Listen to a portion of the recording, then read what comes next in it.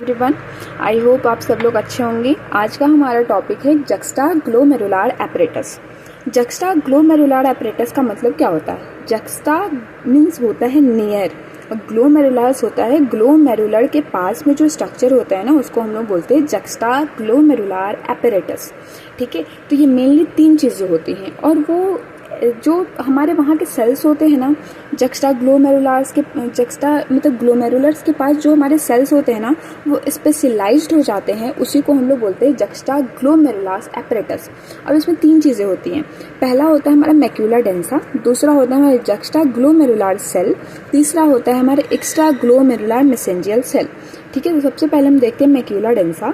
अब macula densa क्या होता है? मैंने आपको नेफ्रॉन का स्ट्रक्चर पिछली वीडियो में बताया था। मैंने उसमें बताया था कि जो हमारे असेंडिंग और डिसेंडिंग लिम्ब होते हैं ना, लूप ऑफ हेनले के, तो यहाँ पे हमारा थिन हो रहा था, ये थिक हो रहा था असेंडिंग लिम्ब, ये हमारा थिक डिसेंडिंग लिम्ब था, ये हमारा थिन डिसेंडिंग लिम्ब था। तो जो थिक असेंडिंग लिम्ब होता है, इसके बाद क्या होता है? Distal convoluted tubule. ठीक है, तो ये डिस्टल कॉन्वोलेटेड टिब्यूल्स में हमारे ओपन होने से पहले यहाँ के जो सेल्स होते हैं ना, कुछ स्पेशलाइज्ड हो जाते हैं। अब आप इसको यहाँ इमेजिन करो, क्योंकि जो हमारा नेफ्रॉन का स्ट्रक्चर होता है ना, वो 3D होता है। ठीक है, तो वो ऐसे कुछ बहुत लूप वाले स्ट्रक्चर में होता है, इसलिए हमको अभी जो 2D में हम देखते हैं, पर मैं एक वीडियो ऐड कर दूंगी, आई होप उससे आपको थोड़ा क्लियर हो जाएगा। ठीक है, तो ये जो हमारा असेंडिंग जो लिम्ब होता है ना, असेंडिंग थिक असेंडिंग लिम्ब, उसका जो यहाँ का सेल्स होते हैं वो स्पेशलाइज हो जाते हैं, जो कि यहाँ दिखाया गया है। ठीक है, ये सेल स्पेशलाइज हो जाते हैं, इसी को हम क्या बोलते हैं? मैक्यूला डेंसा बोलते हैं। ठीक है, अब ये मैक्यूला डेंसा यहाँ के सेल स्पेशलाइज्ड हुए, तो ऑफकोर्स उसके कोई काम होंगे तब वो स्पेशलाइज्ड हुए ना। तो ये मैक्यूला डेंसा का काम होता है, वो NaCl को सेंस करता है, मतलब हमारे सॉल्ट को, जो फिल्ट्रेशन में जो सॉल्ट आए हैं उसको वो सेंस करता है कि वो जो सॉल्ट हैं, मीन्स कि आप सोचो कि अगर NaCl हमारा फिल्ट्रेट में बहुत ज़्यादा आ रहा है, बहुत ज़्यादा, इसका मतलब क्या है कि हमारा ग्लोमेरुलर फिल्ट्रेशन बहुत ज़्यादा हुआ है। अगर Na हमारा कम आ रहा है, Cl हमारा कम आ रहा है, इसका मतलब क्या है कि फिल्ट्रेशन कम आ रहा है, हमारा फिल्ट्रेशन कम हो रहा है हमारा।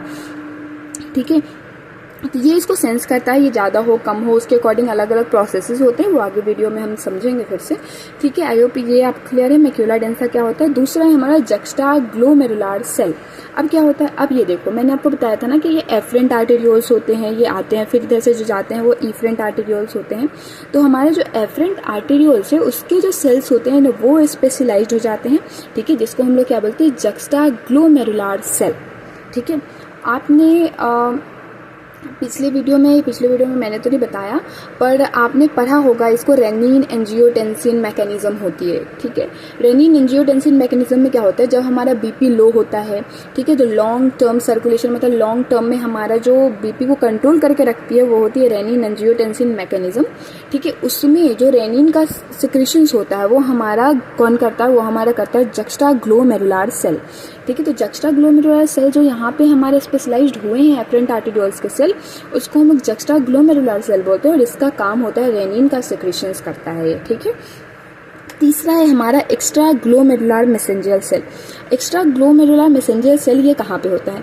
ये आपको एफरेंट आर्टेरियल दिख रहा है, ये आपको इफरेंट आर्टेरियल दिख रहा है, और ये हमारा मैक्यूला डेंसा है, जो कि हमारे थिक असेंडिंग सेगमेंट का स्पेशलाइज्ड सेल है। इसके बीच में एक ट्रायंगुलर स्पेस बन रहा है, यहाँ पे जो सेल्स प्रेजेंट होते हैं ना, उसको हम लोग बोलते हैं एक्स्ट्राग्लोमेरुलर मेसेंजियल सेल, और इसका काम होता है ऑटो रेगुलेशन करवाना।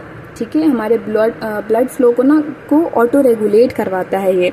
ठीक है, किडनी के लिए। तो ये था हमारा जक्स्टाग्लोमेरुलर एपरेटस। आई होप आपको ये क्लियर हो गया होगा। अगर आपको कोई डाउट हो तो आप मुझसे कमेंट करके पूछ सकते हैं। Thank you.